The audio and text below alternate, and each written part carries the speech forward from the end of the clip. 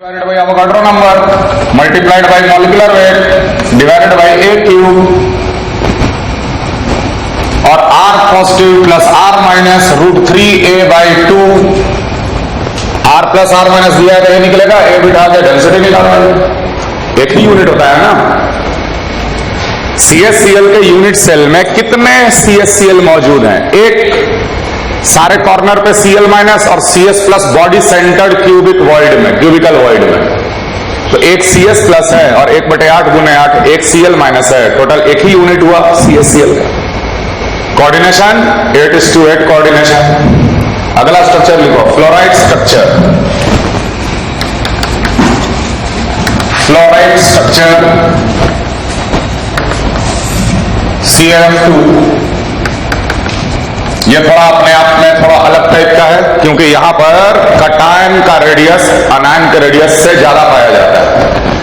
Cation का radius अनायन के radius से R positive is greater than R minus. Ca2 plus का रेडियस F माइनस के रेडियस से बड़ा होता है। तो जो बड़ा होता है वो हमेशा लैटिस बनाएगा, चाहे वो अनायन हो या कटायन हो। तो इन जनरल तो अनायन लैटिस बना रहा था अब तक, लेकिन इस केस में क्या होता है कि उल्टा Ca2 plus forms the FCC lattice. Lattice अब बनाएगा कटायन क्योंकि कटायन का रेडियस ज्यादा।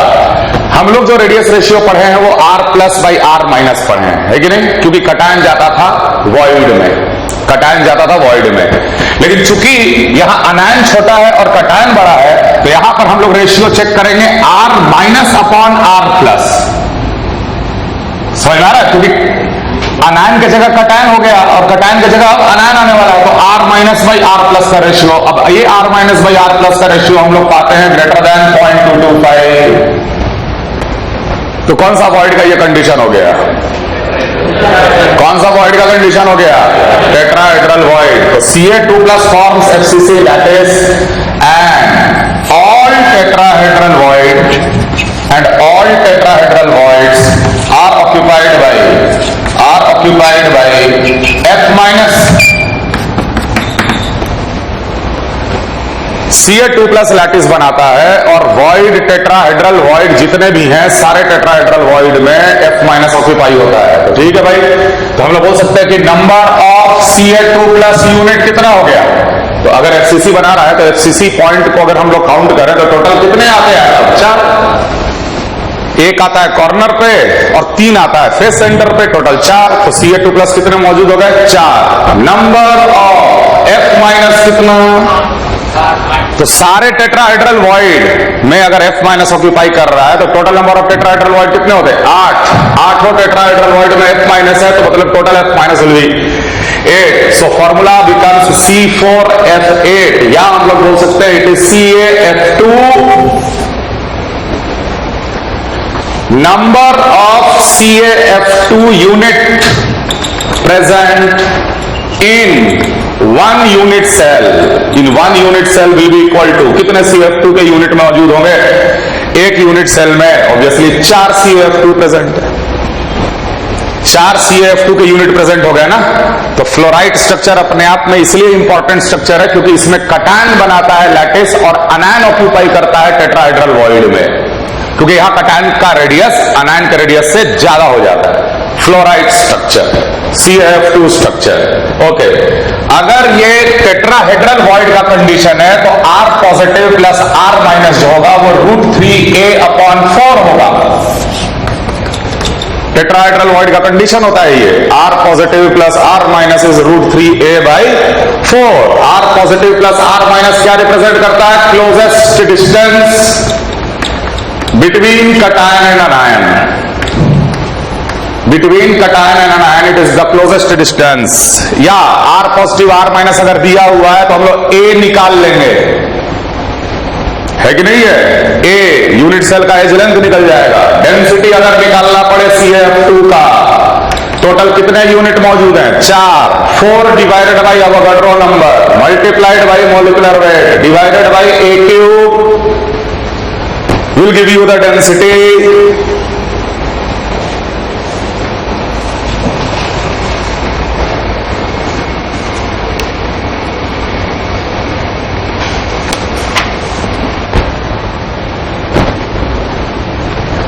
कोऑर्डिनेशन नंबर Ca2 प्लस और F माइनस का। F माइनस कहां मौजूद है? वॉइड में। अनायन इस केस में वॉइड में मौजूद है। कैसा वॉइड में मौजूद है भाई? टेट्राहेड्रल। टेट्राहेड्रल का कोऑर्डिनेशन नंबर कितना होता है? 4। एक फ्लोराइड 4 Ca2 प्लस के टच में है, या it is surrounded by 4 Ca2 plus, and एक Ca2 प्लस 8 F माइनस के सराउंडेड रहता। 8:4 coordination is present in CaF2। Copy कर लीजिए।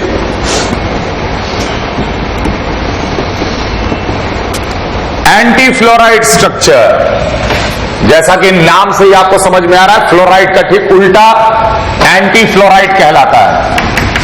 एंटी फ्लोराइड, तो जैसे ही इसका उल्टा मतलब कि नॉर्मल स्ट्रक्चर हो गया।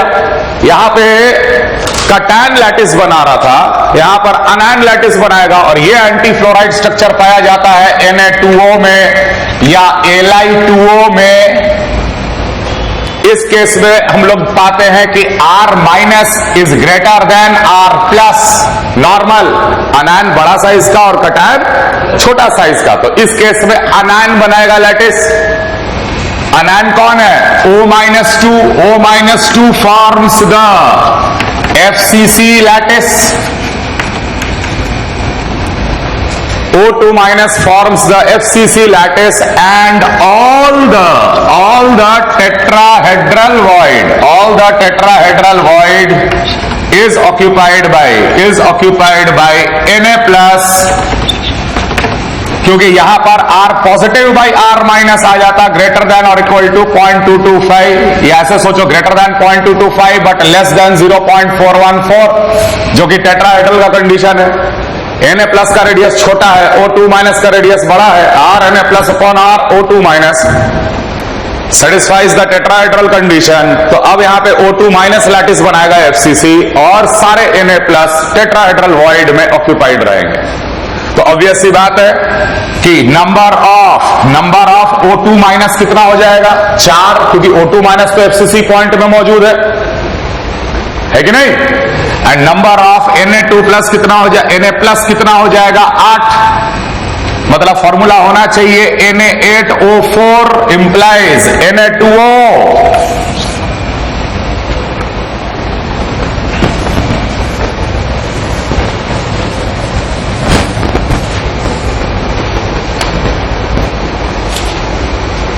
Clear? Again, number of Na2O units, कितने Na2O मौजूद है? 4 मौजूद है। अगर डेंसिटी निकालना पड़े, density Na2O anti fluoride structure का 4/Na multiplied by molecular weight divided by A3। चूंकि टेट्राहेड्रल कंडीशन है तो R plus plus R minus जो होगा वो यहां पर भी √3A/4 होगा। अगर दोनों का रेडियस दिया हुआ है तो A निकल जाएगा, डेंसिटी भी निकल जाएगा। सवाल पे डिपेंड कर रहा है। ये सारे इक्वेशंस आपको ध्यान में रखना है। ऑब्वियसली Na प्लस और R प्लस और R माइनस का जो सम है ये रिप्रेजेंट करेगा the closest distance between cation and anion. Closest distance between cation and anion. Coordination number किसका? Na plus is to O2 minus. तो अब लोग बोलेंगे कि Na प्लस अब टेट्राहेड्रल वॉइड में गया, टेट्राहेड्रल वॉइड में गया 4 और 8, 4:8 coordination is present in anti fluoride structure. तो ये सारे सॉलिड के स्ट्रक्चर, इक्वेशंस, किस तरह का वॉइड, कैसे अरेंजमेंट रहता है, ये आपको याद रखना पड़ेगा कि भाई NaCl ऑक्टाहेड्रल में जाता है Na प्लस, कैसे टच करते? Along the edge. एक NaCl के यूनिट में कितना NaCl? 4 NaCl, है ना? ऐसे इक्वेशन याद रखने हैं।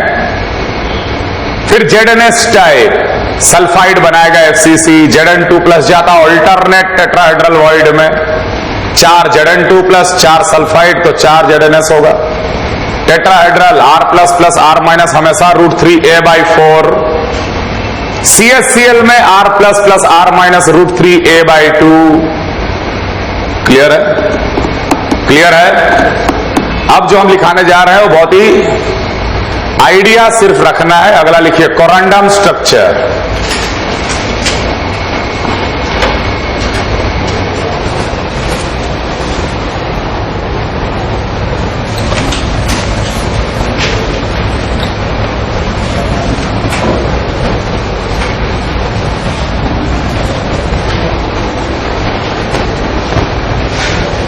corundum structure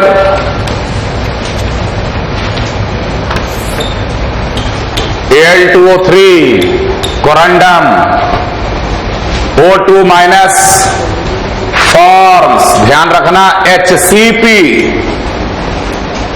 and 2/3 of the octahedral void.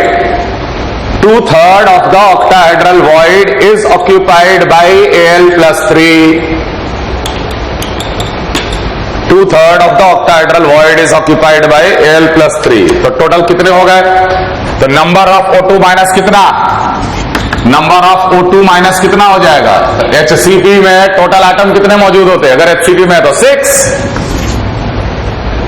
अगर 6 है तो इसमें 6 ऑक्टाहेड्रल वॉइड होगा और 12 टेट्राहेड्रल वॉइड होगा, क्योंकि अगर n नंबर ऑफ एटम होता है तो n ऑक्टाहेड्रल होता है और 2n हमेशा टेट्राहेड्रल होता है। तो नंबर ऑफ ऑक्टाहेड्रल वॉइड कितना? 6। नंबर ऑफ टेट्राहेड्रल वॉइड कितना? 12। लेकिन इसमें अरेंजमेंट कैसा है? 2/3 ऑफ द ऑक्टाहेड्रल वॉइड। तो नंबर ऑफ Al+3 कितना हो जाएगा? नंबर ऑफ Al+3 हो जाएगा 2/3 multiplied by 6, that is 4। Clear है? उसके बाद हम लोग बोल सकते हैं कि नंबर ऑफ Al, या फॉर्मूला क्या हो जाना चाहिए? Al4O6 या Al2O3। कितने Al2O3 के यूनिट्स होंगे? Number of units of Al2O3 present will be equal to 2। Clear है? 2 यूनिट प्रेजेंट है Al2O3 का। डेंसिटी अगर निकालना पड़े तो 2 divided by Avogadro number multiplied by molecular weight divided by, ध्यान रखना यहां A³ मत लिख देना। HCP हेक्सागन का वॉल्यूम कितना आया था? 24√2, याद है? खैर हम यहां लिख दे रहे हैं V of the cell. HCP का वॉल्यूम, कोरंडम स्ट्रक्चर। क्लियर? आगे लिखो रूटाइल स्ट्रक्चर, RUTILE।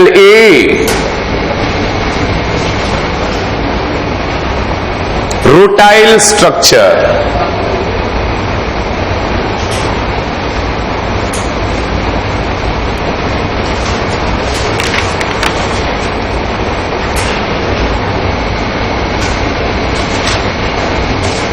कि ध्यान रखना कि Al+3 is to O2 minus है। अगर Al+3 का 6 आ रहा है तो यहां पर क्या लिखें ताकि इसका और इसका मल्टीप्लीकेशन मेरे को Al4O6 दे दे, Al2O3 दे दे। तो यहां पर कितना लिखेंगे? 4। हर जगह देखो कोऑर्डिनेशन नंबर यही सेटिस्फाई कर रहा। 4:8 क्रिस क्रॉस, फॉर्मूला तैयार। क्लियर है? सो इन Al2O3 6:4 coordination is present. Rutile O2 minus crystallises in HCP। Rutile structure जो पाया जाता है TiO2 में, O2 minus forms HCP and half of the octahedral void is occupied by Ti+4। तो number of octahedral void कितने हो गए? 6। Number of O2 minus कितना प्रेजेंट है? 6, क्योंकि HCP यहां पर भी है। और half of the octahedral void is occupied by Ti+4। तो नंबर ऑफ Ti+4 कितना हो जाएगा? Half of the number of octahedral void, that is 3। तो फॉर्मूला क्या आ रहा है? Ti3O6, जो कि TiO2 फॉर्मूला। क्लियर? इसमें भी टोटल कितने यूनिट होंगे? 2। TiO2 के टोटल कितने यूनिट? हाँ 3। TiO2 के टोटल कितने यूनिट होंगे? Number of TiO2 units will be equal to 3। उसी तरह डेंसिटी निकल जाएगा। Coordination number Ti+4 is to O2 minus. तो Ti+4 कहां गया है? ऑक्टाहेड्रल वॉइड में क्या है? ऑक्टाहेड्रल वॉइड में इसका कोऑर्डिनेशन नंबर 6, यहां कितना लिखा कि फॉर्मूला आ जाए TI3O6 आ जाए क्रिस क्रॉस करने से 6:3 coordination.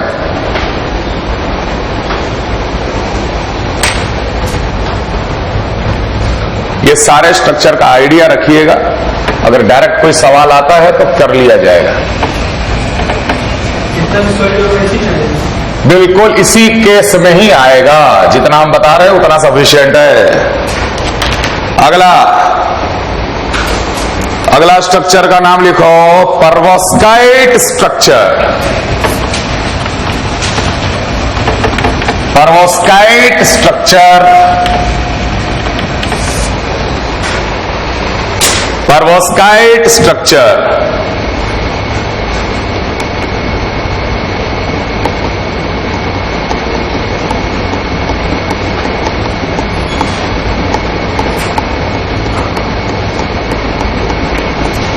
Ca2 plus are present at the corner of the unit cell.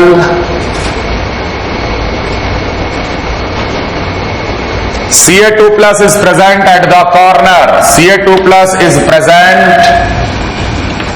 at the corner of FCC. Ca2 plus सिर्फ कॉर्नर पे प्रेजेंट होता। O2 minus is present at the face center. O2 minus is present at the face center. And a complete Mg2 plus, sorry, Ti plus 4 and a complete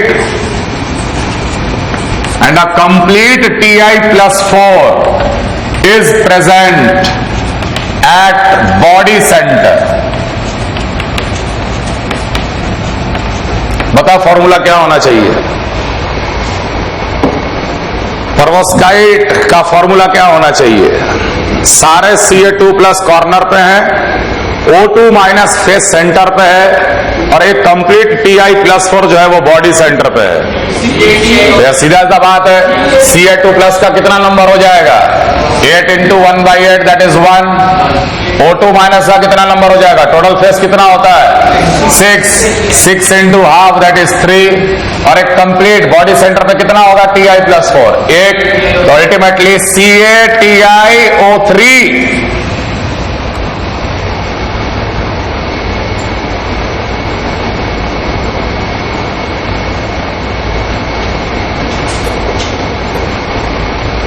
and the last one spinel structure SPINEL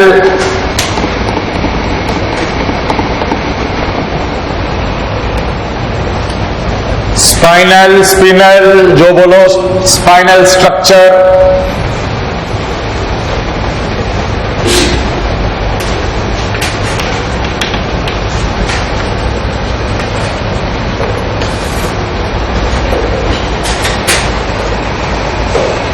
O2 minus ion is present at FCC. O2 minus ion is present at FCC.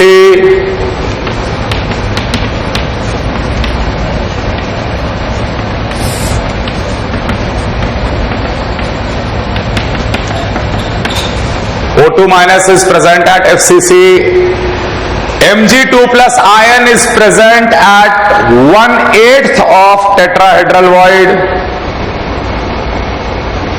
Mg2 plus is present. Mg2 plus is present at 1/8 of tetrahedral void. And Al plus 3 is present at half of the octahedral void. Al plus 3 is present at the half of the octahedral void. बता formula.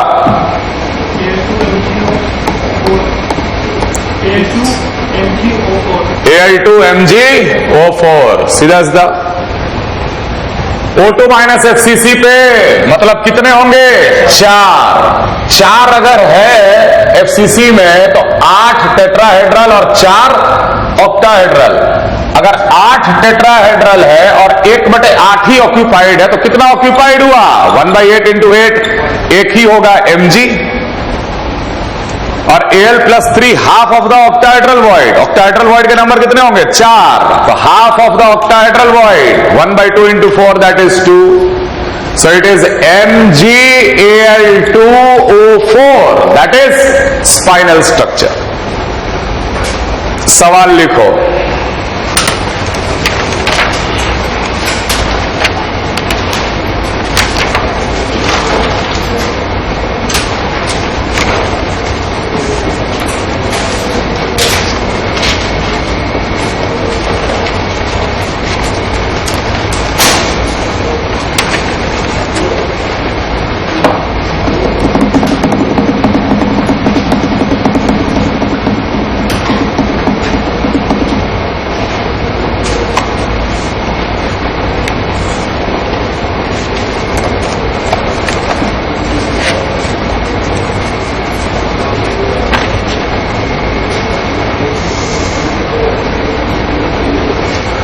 A compound AB has a rock salt type structure. A compound AB has a rock salt type structure. A compound AB has a rock salt type structure. The molecular weight of AB is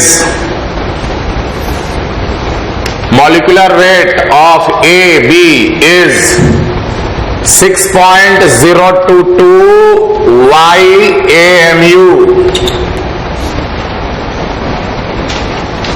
and the closest distance between A plus and B minus is y⁴ nanometer.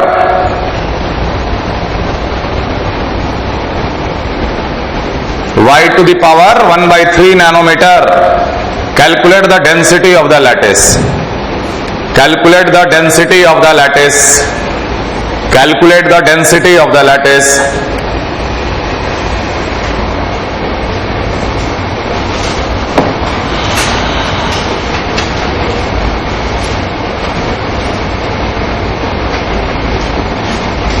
अगला सवाल।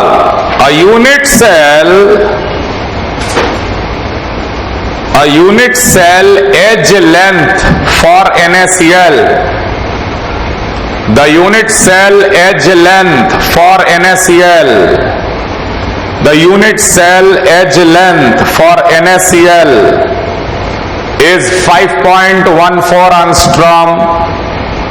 Is 5.14 angstrom. Assuming an anion contact. Assuming an anion contact, calculate the radius of Cl minus. Assuming an anion contact, calculate the radius of Cl minus.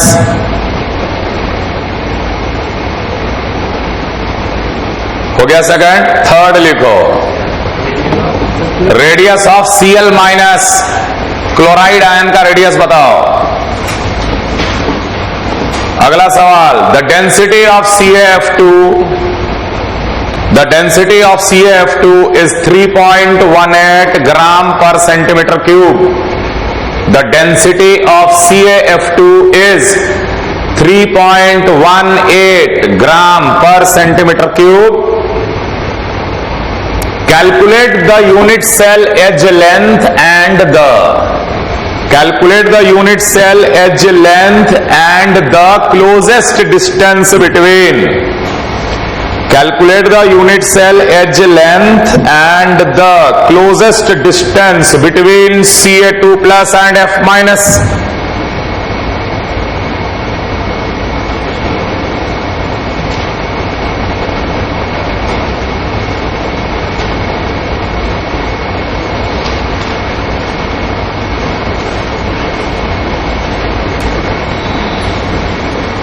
अगला सवाल है between, कौन पूछ रहा है? हाँ तुम ही बोलो ना, calculate the closest distance between, between के बाद नहीं है, हाथी और घोड़ा, किसके बीच में निकालोगे क्लोजेस्ट डिस्टेंस? तो समझ में नहीं आ रहा, CF2 चल रहा, CA2 प्लस और F माइनस, अपना दिमाग नहीं लगाएंगे।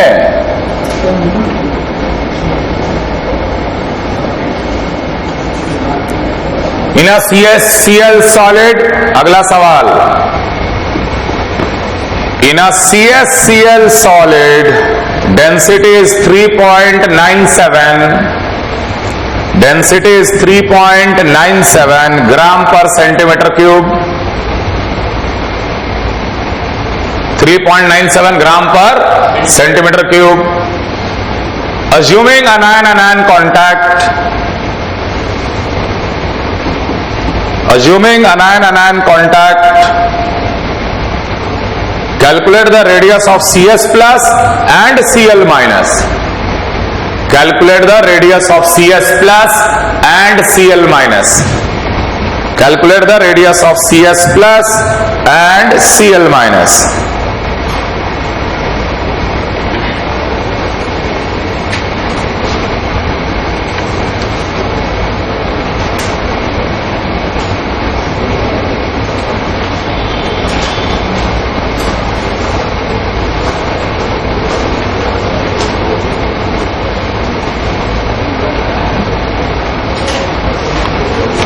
काफी है।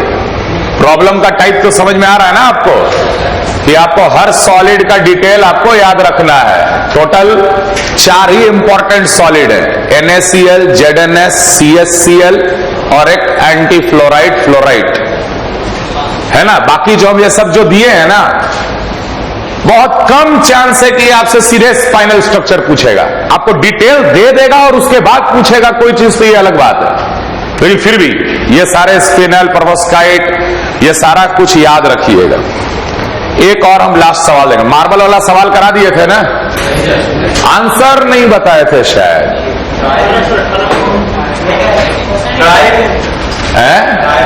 नहीं कराए थे। चलो ठीक है, अभी हम दे देते सवाल फिर से, इसका आंसर भी हम डिस्कस कर देंगे। ये तार है 40 mm बाई 40 mm का, आंसर निकाले थे कि छोड़ दिए थे होमवर्क? कोई बात नहीं, वो अब तो दिख ही गया होगा 18, लेकिन प्रूफ करो 18। IIT का सवाल है तो दिख ही गया होगा, हर बुक में है ये सवाल। 18 आंसर है, बिल्कुल सही है। डिराइव किए थे हम? नहीं। चलो कोई बात नहीं, हम फिर से पूछ रहे हैं। 10 mm के डायमीटर वाले कितने मार्बल मैक्सिमम इस तार के अंदर आ जाएंगे? 10 mm डायमीटर वाला मार्बल एक प्लेन में इस वायर स्क्वायर के अंदर कितने मैक्सिमम आ जाएंगे? माने कम से कम उनका सेंटर जो है वो वायर पे या वायर के अंदर रहे, उसी को काउंट करना है। वायर पे या वायर के अंदर रहे, उसी को काउंट करना है। सवाल समझ में आया क्या? दिखाओ कहां लिए। अच्छा देख लेते हैं ऐसा क्या है, जरा दिखाओ बेटा। हाँ ठीक है, तुम्हारे बैच में तो हम प्रूफ किए थे, शायद दूसरे बैच में प्रूफ नहीं किए थे, कर देंगे अभी, क्या दिक्कत। चलो ठीक है, ये तो X2 वालों के लिए सवाल है, X1 वाले के लिए हम सवाल दूसरा दे रहे हैं। FCC में कौन कौन सा प्लेन पास किया जाए ताकि उस प्लेन में कुछ ऐसा इंप्रेशन आए? तुम ऐसे सोचो कि जो प्लेन है ना, वो जो जो एटम को काटेगा वो एटम का इंप्रेशन बन गया प्लेन पे। FCC में प्लेन को पास करो, जो जो एटम को कट कर रहा है वो प्लेन, उसका इंप्रेशन ऐसा बन जा रहा है। ठीक, ये पहला। ये दूसरा, FCC में वो प्लेन को आइडेंटिफाई करो जो पास करने से ऐसा इंप्रेशन बन जाता है।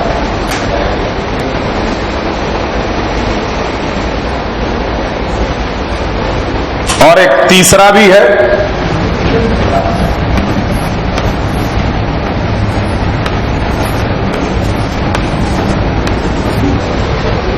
identify the plane which when passed through FCC gets a impression given.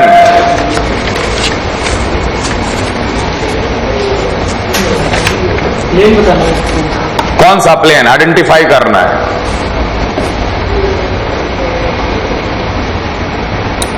चलो कोई नहीं, पहले आप ये सवाल लिख लीजिए, जो सवाल हम डिक्टेट किए उसको पहले कीजिए, उसके बाद में ये सारे सवाल पे आएंगे।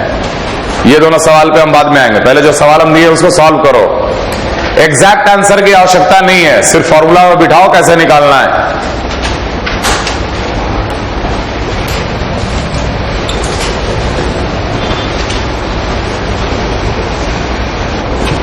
पहला सवाल, molecular weight of A B दिया हुआ है, रॉक सॉल्ट टाइप स्ट्रक्चर है, रॉक सॉल्ट मतलब NaCl टाइप स्ट्रक्चर है। Closest distance between A plus and B minus is y to the power 1/3. Then what will be the density of the solid?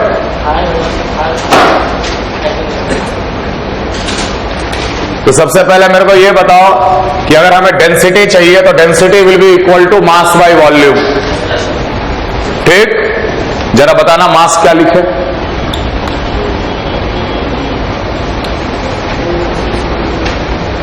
मास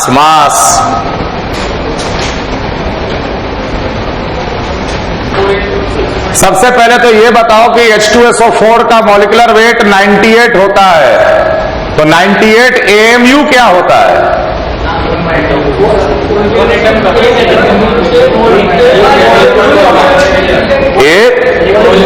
एक molecule का मास होता है कि नहीं है? तो जो यहां पर दे रखा है 6.022y AMU एक मॉलिक्यूल का मास है। AMU हटा दो तो ये मॉलिक्यूलर वेट बन गया, AMU हटा दिए तो ये मॉलिक्यूलर वेट बन गया। अब बता मास क्या लिखे?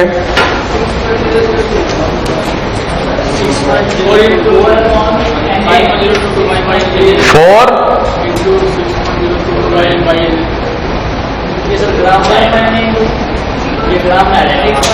हाँ तो मास तो ग्राम में ही चाहिए ना, बताना यहाँ पे मास क्या लिखे, सवाल में मास क्या लिखे? 4 यूनिट होगा AB का, क्योंकि NaCl टाइप स्ट्रक्चर है।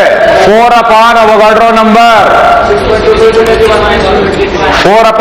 Number mole multiplied by molecular weight 6.022y, ये हो गया मास। 4 upon Avogadro number mole multiplied by molecular weight mass, कौन सा unit? Gram, divided by A cube. अब बताओ ये A क्या है? NaCl टाइप स्ट्रक्चर में A क्या है? अब ये वाला हम लोग इस्तेमाल करेंगे, closest distance between A and B, closest distance between A and B। तो आपको ये पता होना चाहिए कि एक एज के अलोंग कैटायन और एनायन आपस में टच करता है NaCl टाइप स्ट्रक्चर में। रॉक सॉल्ट टाइप स्ट्रक्चर में कॉन्टैक्ट इज अलोंग एज, तो R minus 2R plus R minus, मतलब कि 2R positive plus 2R minus किसके बराबर? A के बराबर। और सवाल में आपको क्या दिया हुआ है? R plus plus R minus.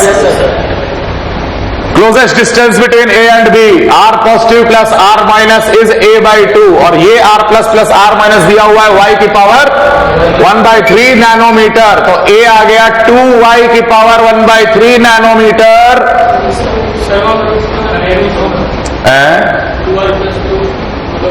हाँ, कितना? √2 है, क्या है? डायगोनल ऐसे लगा, ऐसे लिख दिया तो डायगोनल हो गया, ऐसे लिख दिया तो क्या होता? NaCl टाइप सॉलिड देख, पहले नोट्स निकाल, NaCl टाइप तुम्हारा नोट्स कहाँ है?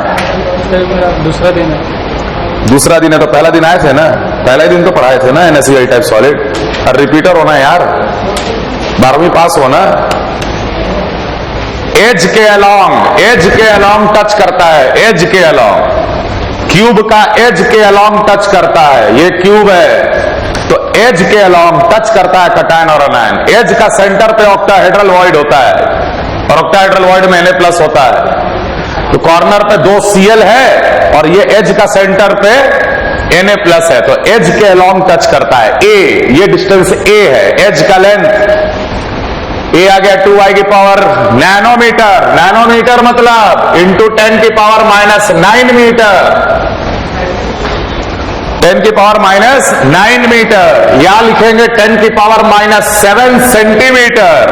हम लोग ग्राम पर सेंटीमीटर क्यूब में निकालेंगे। तो अब यहां पर ए के बदले क्या बिठा दिया जाए, या डेंसिटी क्या आ जाएगा, ये तो कट गया। 4/10 की power 23 into Y divided by A कितना निकला, 2y की पावर 1/3 का होल क्यूब, 8y आएगा ये, इंटू 10 की पावर -21 आएगा। इसका क्यूब कर रहे हैं ना, तो 2 क्यूब हो गया 8, y 1/3 का क्यूब y 8y, और इसका क्यूब क्या आ जाएगा 10 की पावर -21। यूनिट का बहुत ख्याल रखना, कौन सा यूनिट में डेंसिटी निकल रहा है, ग्राम पर सेंटीमीटर क्यूब में। y कट गया तो 4/10 की पावर 23 डिवाइडेड बाई 8 इंटू 10 की पावर -21, ये आ गया आपका हाफ, इंटू यहां आ जाएगा 2, है ना, 10 की power 2 that is 100, that is 1/200 gram per centimetre cube is the answer. तो कैसे सॉलिड का इंफॉर्मेशन हम लोग ले रहे हैं, इस्तेमाल कर रहे हैं, समझ में आ रहा है। ये पहला सवाल में किसी को कोई डाउट, पहला सवाल में किसी को कोई दिक्कत, अगला सवाल सेकंड, जल्दी जल्दी करो। कौन सा सवाल था अगला,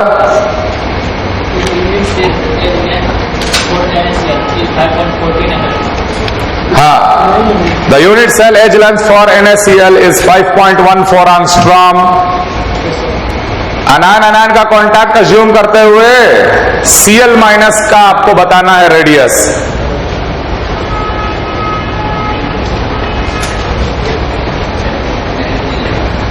तो NaCl सॉलिड का A दे रखा है 5.14 एंगस्ट्रॉम, और मानिए अनायन कॉन्टैक्ट, देख कोई भी सवाल में बोल दिया अनायन कॉन्टैक्ट, मतलब जो हम लोग रेडियस रेशियो जो निकाले थे वो अनायन कॉन्टैक्ट मान के ही तो निकाले थे, और बाद में लिखे थे greater than or equal to. तो greater than or equal to होता है, लेकिन जब अनायन कॉन्टैक्ट बोल दिया तो सीधे इक्वल टू मानना, R positive by R- equal to 0.225 tetrahedral is equal to 0.414 octahedral, 0.732 body centre या क्यूबिकल। अब NaCl टाइप का सॉलिड में आपको पता होना चाहिए कि कौन सा टाइप का वॉइड में Na+ जाता है, ऑक्टाहेड्रल में जाता है। ऑक्टाहेड्रल में जाता है तो R पॉजिटिव बाई R- 0.414 होना ही होना है, क्योंकि अनायन कॉन्टैक्ट बोल दिया। एक इक्वेशन तैयार है R+ और R- में, एक और इक्वेशन की आवश्यकता है, तो हम लोग दोनों को सॉल्व करके R+ और R- दोनों निकाल लेंगे। अब बताओ दूसरा इक्वेशन कहां से निकालें, समझ में आ रहा है, क्योंकि NaCl टाइप का सॉलिड है तो अनायन और कटायन एज के अलोंग टच कर रहा है, वही इक्वेशन इस्तेमाल करेंगे ना। R++ R- is A/2, R++ R- is A/2, A/2 माने 5.14/2। दो इक्वेशन, दो वेरिएबल, कटायन का भी रेडियस बता देंगे, अनायन का भी रेडियस बता देंगे। समझ में आ रहा, क्लियर है, क्लियर। थर्ड क्वेश्चन, तीसरा सवाल,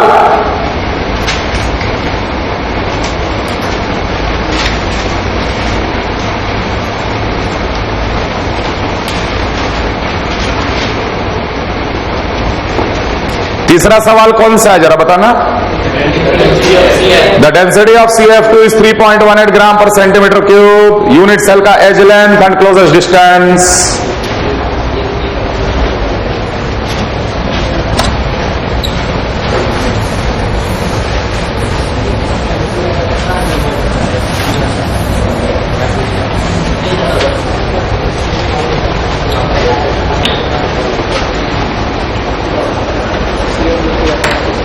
CF2 का density 3.18 gram per centimetre cube दे रखा है.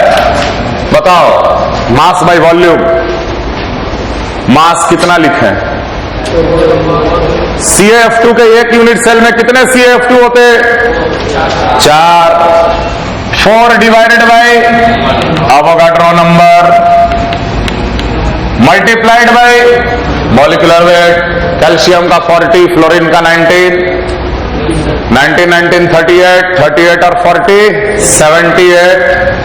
78 हो गया मॉलिक्यूलर वेट. ये हो गया mass divided by volume. Volume होगा A क्यूब. है ना? तो बेटा यहां से A निकल जाएगा. पहला सवाल हो गया. A का यूनिट किस में आएगा? A कौन से यूनिट में आएगा? सेंटीमीटर में आएगा. उस सेंटीमीटर को चाहो तो आंगस्ट्रॉम में चेंज कर दो, अगर ऑप्शन आंगस्ट्रॉम में, या नैनोमीटर या पिकोमीटर, जैसे भी यूनिट में होगा कन्वर्ट कर लेना. पहले जो A आएगा यहां से सॉल्व करके वो सेंटीमीटर में आएगा. क्लियर है इतना? और उसके बाद बोल रहा closest distance between cation and अनायन. कौन सा इक्वेशन लिखे? कौन सा इक्वेशन लिखे? हमसे पूछा जा रहा है कि R plus plus R minus कितना. कौन सा वॉइड यहां रहता है? कौन सा वॉइड रहता है?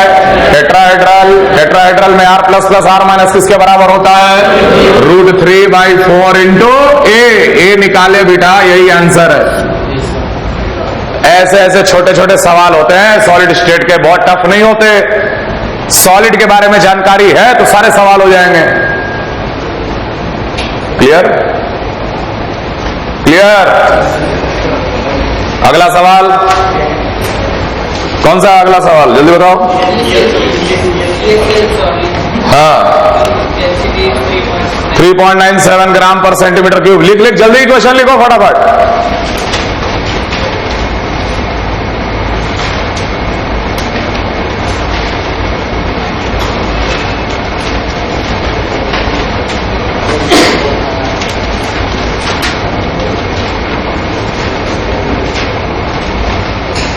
CaCl सॉलिड का डेंसिटी 3.97 ग्राम पर सेंटीमीटर क्यूब.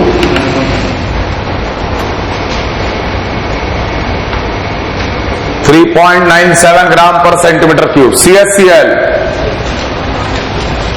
सीजियम का मास कितना होगा? बिल्कुल सही बोले, 133. सीजियम का एटॉमिक वेट 133. क्लोरीन 35.5. टोटल कितना हो गया? 168.5 मॉलिक्यूलर वेट है. तो पहले ये कितने CaCl होते हैं इसके यूनिट सेल में? 1 divided by Avogadro number multiplied by 168.5 मास हो गया divide by volume A cube. Solve करेंगे A निकलेगा सेंटीमीटर में. ठीक. अब ये A हमें फाइनली क्या निकालना है? Radius of CS plus and radius of Cl minus. Assuming अनायन contact बोल दिया तो रेडियस रेशियो में हम लोग इक्वल टू साइन इस्तेमाल करेंगे. ठीक है. बता CaCl में R plus plus R minus किसके बराबर होता है? तो बॉडी सेंटर्ड वॉइड होता है, क्यूबिकल वॉइड होता है, 0.732 के बराबर होगा पहला इक्वेशन. और R plus plus R minus किसके बराबर होता है? √3a/2. बॉडी डायगोनल का कॉन्टैक्ट ये होता बोले 2R plus plus 2R minus is √3a. तो R प्लस है. सॉल्व करेंगे दोनों को निकाल देंगे आंसर. A पता ही है, A यहां बिठा लो. 2 इक्वेशन 2 वेरिएबल सॉल्व करके हम लोग रेडियस बता देंगे दोनों का. क्लियर? सवाल उल्टा भी दिया जा सकता, R प्लस दे दिया, R माइनस दे दिया, बोला डेंसिटी बता। हाँ, ए निकल जाएगा, ऊपर फिट कर लेंगे। इससे टफ नहीं आता सवाल, बस नॉलेज बेस्ड है ये। सारे सॉलिड के बारे में आइडिया है तो आप सवाल कर लोगे। अगला सवाल कौन सा है? अब सीधे वो है, ठीक है।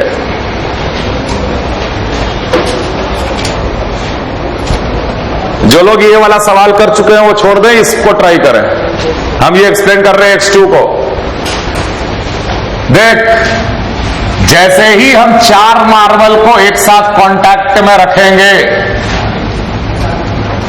तो यहां से लेकर यहां तक का जो लेंथ हो जाएगा वो 40 mm हो जाएगा। ये लेंथ समझ में आ रहा? 4 को तो पहले फिट करेंगे ना यार। ये समझ में आ रहा सबको? अब हम नीचे लेयर बनाएंगे, ठीक? तो ऑब्वियसली हम इसके ठीक नीचे मार्बल को नहीं रखेंगे, ये ग्रूव पे रखेंगे। हमको मैक्सिमम मार्बल घुसाना है ना अंदर, समझ में आ रहा है कि नहीं? तो यहां रखे, ये दूसरा, ये तीसरा, यहां रहेगा ये चौथा, यहां रहेगा ये चौथा। तो ऑब्वियस सी बात है कि ये जो डिस्टेंस है, कितना डिस्टेंस हुआ? 30। तो इधर होगा 5 और इधर होगा 5, तो इसके सेंटर तो जरूर आएंगे ना लाइन पे।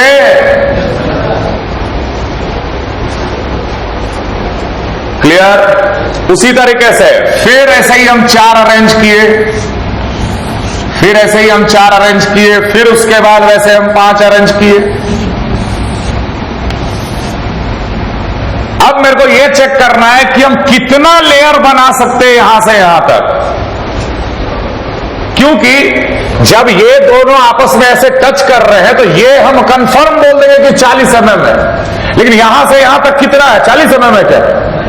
नहीं, क्योंकि यहां तो मार्बल एक के नीचे एक नहीं है ना, यहां तो 40 नहीं बोल पाएंगे ना। कैलकुलेट करेंगे, देखते हैं। कैलकुलेशन बहुत सिंपल है, और इस कैलकुलेशन के लिए हम लोग क्या कर रहे हैं कि देख, ये एक लाइन ऐसे बना दी है जिसपे सबका सेंटर है, ठीक? अब ये सेंटर से सेंटर इक्विलेटरल ट्रायंगल बनाए, इक्विलेटरल बनेगा। फिर यहां से इस तरीके से इक्विलेटरल ट्रायंगल बना, फिर यहां पर इस तरीके से इक्विलेटरल ट्रायंगल बन रहा है, फिर इस तरीके से इक्विलेटरल ट्रायंगल बनेगा। हमको तो वर्टिकल लेंथ देखना है। ये लेंथ कितना होगा? ये वाला, ये लेंथ कितना होगा वर्टिकल? मान लेते ये x है, तो अरे यहां से यहां भी तो x होगा, यहां से यहां भी तो x होगा, यहां से यहां भी तो x होगा, है कि नहीं? अब ये x कितना दिख रहा है? देख, 2r साइन 60 डिग्री, ये एंगल 60 है। ये 2r साइन 60 दे देगा ना x, 2r साइन 60 x है। साइन 60 कितना होता? 2r√3/2, 2 कट गया, ये √3r हो गया x का वैल्यू। r कितना है? 5 है। r कितना है? 5 ही तो है, तो 5√3 हो गया ये। x का वैल्यू कितना? 5√3। अब हम ये देखेंगे कि कितने x आ सकते हैं। मान लेते हैं n, मान लेते हैं n, तो nx ये लेंथ हो गया और प्लस ये 5 है कि नहीं, प्लस ये 5 होना चाहिए 40 के बराबर। तो हम निकाल लेंगे n का वैल्यू कि कितना वैसा वर्टिकल लाइन आ सकता है 40 के अंदर। समझ में आ रहा सबको? यहां लिख दिए 5√3 n plus 5 is equal to 40। तो n 5 अगर 5 से डिवाइड कर दो कितना आ रहा? √3n plus 1 will be equal to 8, √3n will be equal to 7, n will be equal to 7/√3। जब ये वैल्यू कैलकुलेट करोगे ना, एग्जैक्ट 4 के बराबर आ जाएगा। ये n क्या निकाले समझ में आ रहा है? कितने वर्टिकल लाइन आ सकते हैं इस 40 mm के अंदर? मान लेते हैं n, तो nx प्लस 5 40 के बराबर होना चाहिए ना, क्योंकि मेरा वायर तो 40 mm का ही है। इससे पता चल गया कि कितना लेंथ आ सकता वर्टिकल, 4, मतलब कि 1 2 3 4 यहां तक आएगा मार्बल।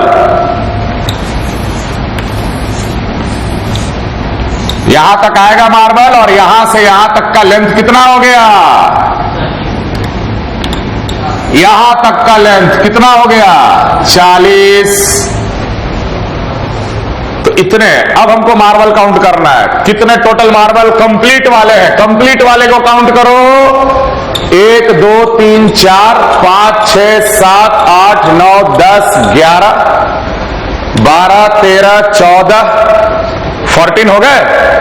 अब आधा कितना है, आधा वाले 1 2 3 4 5 6 7 8 मार्बल आधा वाला, तो टोटल कितना मार्बल आया 4, ये 18 आंसर है।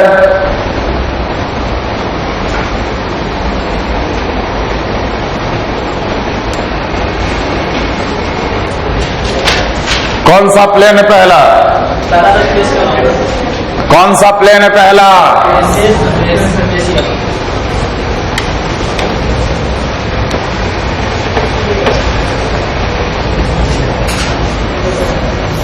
फेस सेंटर में वो सारे प्लेन को आइडेंटिफाई करना है। फेस सेंटर्ड क्यूबिक, सारे कॉर्नर्स और फिर हर फेस का सेंटर, लैटिस पॉइंट।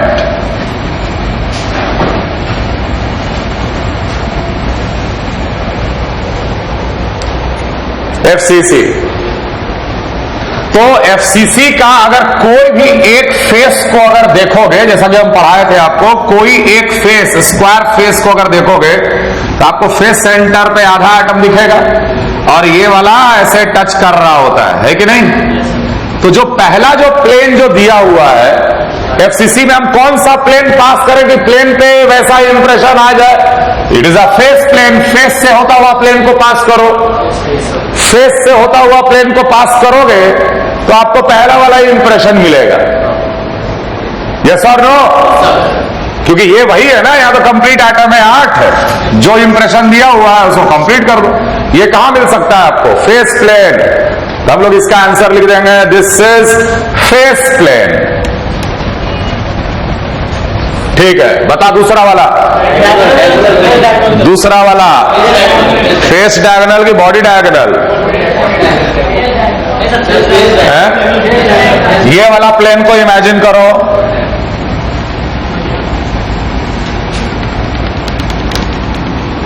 समझ में आ रहा है। ये वाला प्लेन को इमेजिन अगर कर रहे हो, ये ऐसे पास हो रहा है, तो ये कौन कौन से एटम को कट कर रहा बताओ। तो इस लाइन में ये तीनों आपस में कट हो रहे, तो ये तीनों तो आपस में टच कर रहे हैं ना, तो ऐसे 3 आपको मिलेगा टच करता हुआ ये वाला, और बाकी आपको यहां नीचे मिलेगा टच करता हुआ, तो नीचे मिलेगा टच करता हुआ, बोलो बोलेंगे this is a diagonal plane.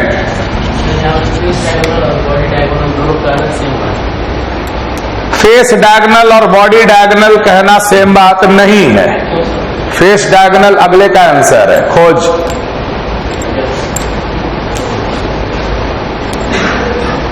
अगला निकाल लिया मैंने, फेस सेंटर दिखता है तुमको, इन्हीं वजह से काटे सर, इस साइड से देखें तो ऊपर से देखें तो सर फेस डायगोनल में लगता है।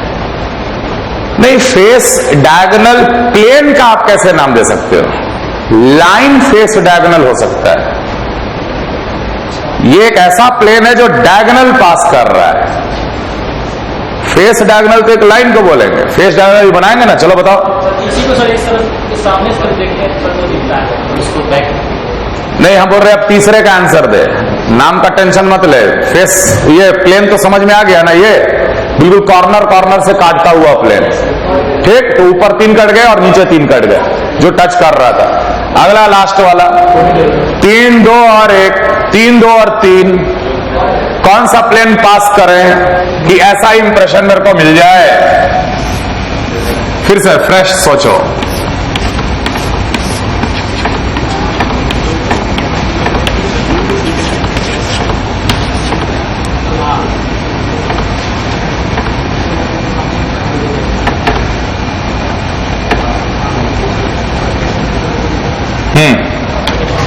कौन सा प्लेन पास किया जाए कि पहले में 3 मिले, फिर 2 मिले और उसके बाद फिर 3 मिले। सर सेम कटिंग पर सामने से ऐसा दिख रहा है, फ्रंट से देखने सेम कटिंग लेकिन फ्रंट से देखने पर ऐसा दिख रहा है।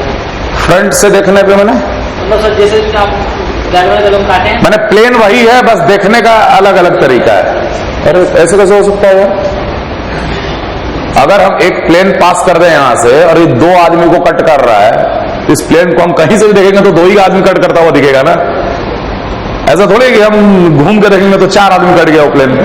होता है नहीं होता है यार, कैसे बात कर रहे हो तुम भी? भारत का पहचान ही तो है सर, शेड उसमें 4 है पर 3 ही दिखता है। शेड इसमें 4 है पर 3 ही दिखता है। ये हमको पता नहीं था, क्या बोल रहे थे? कौन सा नॉलेज दे रहे हो तुम? 1 रुपया में तो सर सिक्का में एक चिन्ह आता है ना, शेड का रास्ता में हाँ हाँ हाँ, 4 रुपये 3 ही दिखता है सर। नहीं तो वो तो अब तुमको हम आगे से दिख रहा है, देख रहे हैं तो तुम्हारा पीछे थोड़ी दिखेगा मेरे को। अल्टीमेट आदमी उसमें 4 रहे या 6 रहे, जो हम देख रहे व्यू, हम लोग तो प्लेन का पास बात कर रहे हैं यार। ठीक है, खैर कोई बात नहीं। आप ये प्लेन को इमेजिन कीजिए,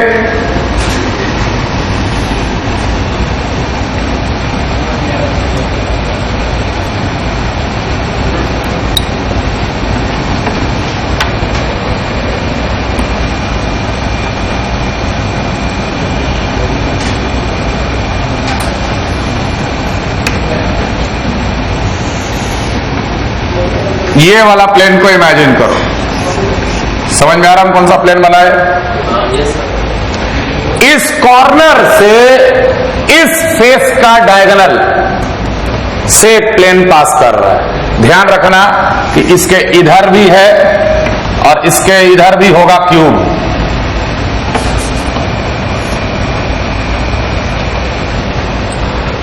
क्लियर है? अब देखो, हम लोग पढ़े हैं कि फेस सेंटर वाले भी आपस में क्या करते हैं? टच करते हैं। फेस सेंटर वाले भी आपस में टच करते हैं। तो ये ऊपर मिलेगा 3, फिर किसको किसको काटा? इसको और इसको काटा, ये दोनों आपस में टच कर रहे तो 2, और उसके बाद फिर मिलेगा आपको 3। समझ में आ रहा है बात? तो इसे हम लोग बोलते हैं फेस डायगोनल प्लेन। एक कॉर्नर से अपोजिट फेस के डायगोनल तक face diagonal plane will give you that particular third impression. Clear? अगला हेडिंग लिखो, defects in solid.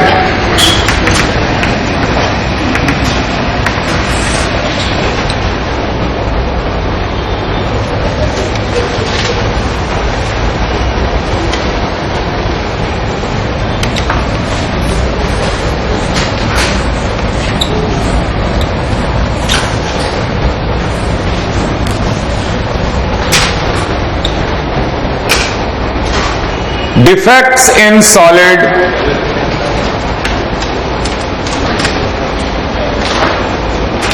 Whenever there is a deficiency, whenever there is a deficiency of atom, whenever there is a deficiency of atom or ion created, whenever there is a deficiency of atom or ion created, or some impurities are added, or some impurities are added in the perfect crystalline solid, in the perfect crystalline solid lattice, whenever there is deficiency of atom or ion created, or some impurities are added in the perfect crystalline solid lattice, then the solid is called real solid. Then the solid is called real solid. Then the solid is called real solid. Or we say there is a defect in the, or we say there is a defect in the crystal lattice. जब किसी atom का deficiency या ion का deficiency पाया जाए, या crystals के lattice में कोई बाहर से इंप्योरिटी ऐड कर दिया जाए तो क्रिस्टलाइन सॉलिड जो आइडियल की तरह हम लोग स्टडी कर रहे थे अब तक, वो सॉलिड रियल सॉलिड कहलाता है। एक्चुअली जब सॉलिड क्रिस्टलाइज करता है तो उसमें बहुत सारा डिफेक्ट पाया जाता है और डिफेक्ट के कारण उनके प्रॉपर्टीज भी चेंज कर जाते हैं। हम लोग कभी कभी डिफेक्ट जबरदस्ती क्रिएट करते हैं अपना हेल्प के लिए, जैसे सेमीकंडक्टर्स हो गए, उसको हम लोग बाहर से ही इंप्योरिटी डोप करते हैं। तो खैर such kind of solid will be called as real solid और we will say that there is a defect in the crystal. Defect are of two types. Defect is of two types. पहले को हम लोग बोलते हैं stoichiometric defect, stoichiometric defect, और दूसरे को हम लोग कहते हैं non stoichiometric defect. Non stoichiometric defect, stoichiometric defect, non stoichiometric defect. Stoichiometric defect में after defect the overall molecular formula does not change. जो मॉलिक्यूलर फॉर्मूला था वही मॉलिक्यूलर फॉर्मूला रह गया डिफेक्ट के बाद भी। लेकिन नॉन स्टोइकियोमेट्रिक डिफेक्ट में after defect the overall molecular formula changes. Defect के बाद अगर मॉलिक्यूलर फॉर्मूला वही रह गया तो वो स्टोइकियोमेट्रिक डिफेक्ट कहलाता है, और डिफेक्ट के बाद अगर मॉलिक्यूलर फॉर्मूला चेंज कर गया तो वो नॉन स्टोइकियोमेट्रिक डिफेक्ट कहलाता है। Now, stoichiometric defects are of two types. Stoichiometric defects are of two types.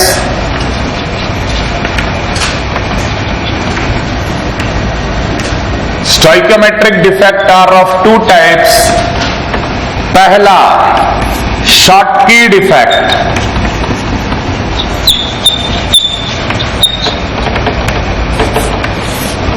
और दूसरा फ्रेंकेल। तो खैर पहले शॉटकी डिफेक्ट लिखो। This defect is observed. Defect दो प्रकार के होते हैं, stoichiometric and non stoichiometric. Stoichiometric में मॉलिक्यूलर फॉर्मूला चेंज नहीं करता है, जो था वही रहता है, लेकिन नॉन स्टोइकियोमेट्रिक डिफेक्ट में मॉलिक्यूलर फॉर्मूला चेंज कर जाता। स्टोइकियोमेट्रिक डिफेक्ट फिर फर्दर दो भाग में बांटा गया है, that is Schottky and Frenkel. Schottky defect में लिखिए, it is observed when the radius of cation and anion are nearly equal. It is observed when the radius of cation and anion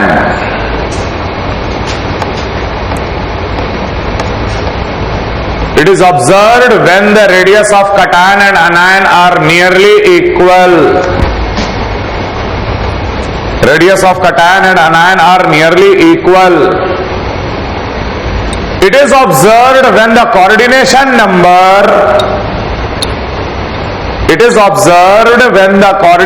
number in the solid is very high.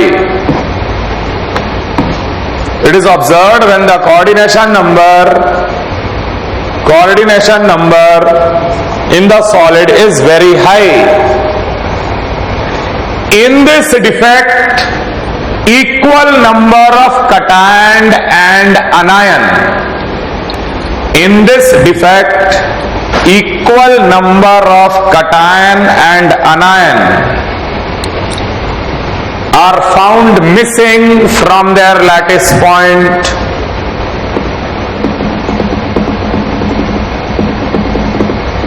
Equal number of cation and anions are found missing from their lattice point. जैसे Schottky defect बहुत simple, आप ऐसे ही imagine कर सकते हैं, A plus B minus A plus B minus, कुछ इस तरीके से एक रेगुलर लैटिस है, कटायन और अनायन का बना हुआ एक regular lattice.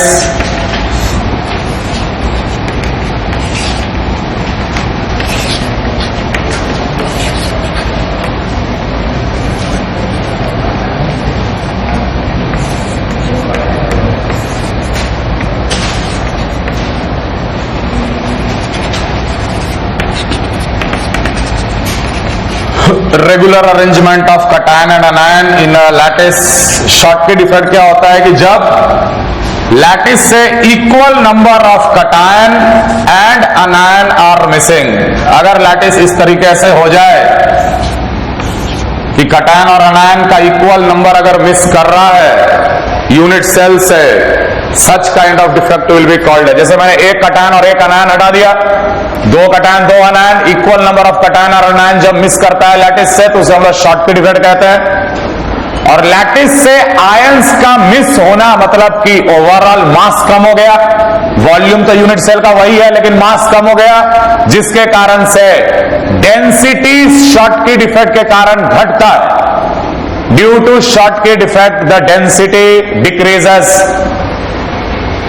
Due to Schottky defect the density decreases. Due to Schottky defect the density decreases.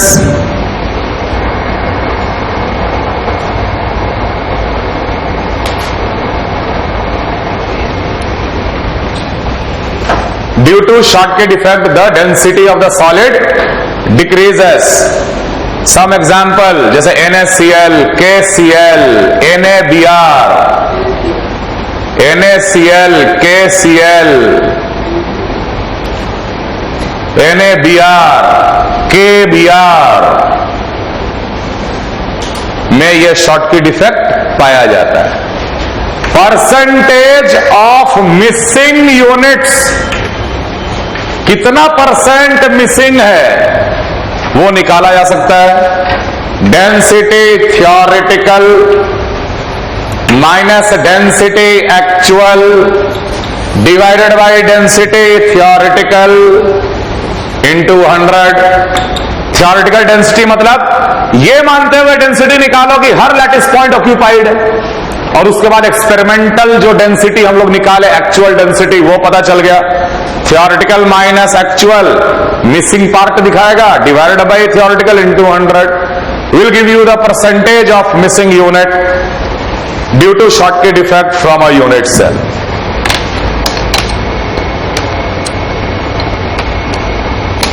अगला लिखो Frenkel defect.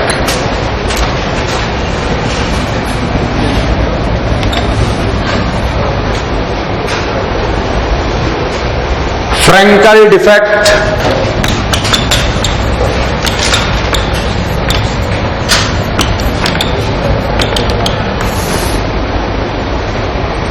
this defect is observed when there is a very large difference. This defect is observed when there is a large difference in the radius of.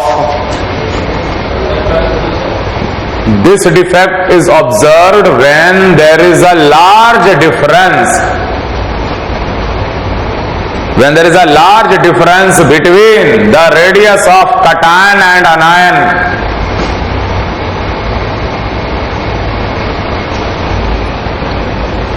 cation बहुत ही छोटा, अनायन बहुत ही बड़ा, वैसे आयनिक solid में Frenkel defect पाया जाता है। In this, some of the cations, in this some of the cations leaves the lattice point. In this, some of the cation leaves the lattice point and gets occupied in the interstitial site. अपने lattice point को छोड़कर void में या interstitial जो gap है उसमें जाकर occupy कर जाता है। In this some of the cations leaves their lattice point and gets occupied in the interstitial site. Same ऐसे ही मानो जैसे A plus B minus, A plus B minus, B minus A plus B minus A plus, एक regular lattice हम बना रहे।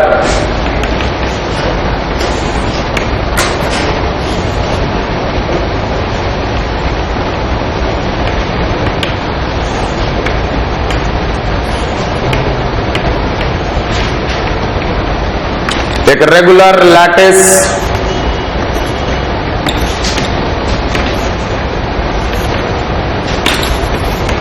इसमें हम लोग क्या ऑब्जर्व करते हैं कि कुछ कटायन अपने जगह को छोड़कर इंटरस्टिशियल साइट में जाकर ऑक्यूपाई कर जाता है, अपने जगह को छोड़कर, लेकिन है लैटिस में ही, लेकिन अपने लैटिस पॉइंट पे नहीं है, वो इंटरस्टिशियल साइट, इसे हम लोग बोलते हैं इंटरस्टिशियल साइट या वॉइड में जाकर ऑक्यूपाई कर जाता। तो ठीक है यार, volume of the unit cell भी वही है, कोई एटम मिसिंग नहीं है, सब यूनिट सेल के अंदर ही है, बस थोड़ा बहुत डिस्प्लेस्ड है, तो मास भी वही, वॉल्यूम भी वही, density remains unchanged, density do not change because of Frenkel defect, density does not change due to Frenkel defect, density do not change due to Frenkel defect. Example: ZnS, AgBr, zinc sulfide, silver bromide, ये ऐसे solid है जिनमें Frenkel defect पाया जाता है। तो इतना knowledge ये दोनों डिफेक्ट का काफी है। अगले क्लास में नॉन स्टोइकोमेट्रिक बता के टॉपिक को खत्म करेंगे। अगले क्लास में एक्सरसाइज 1 सॉल्व करके आइएगा, सॉलिड स्टेट का एक्सरसाइज 1 डिस्कस करेंगे और एक नया topic solution and colligative property भी स्टार्ट कर देंगे लास्ट के आधा घंटा में। ठीक, solution and colligative property will be the next topic. Exercise 1 solve कीजिएगा।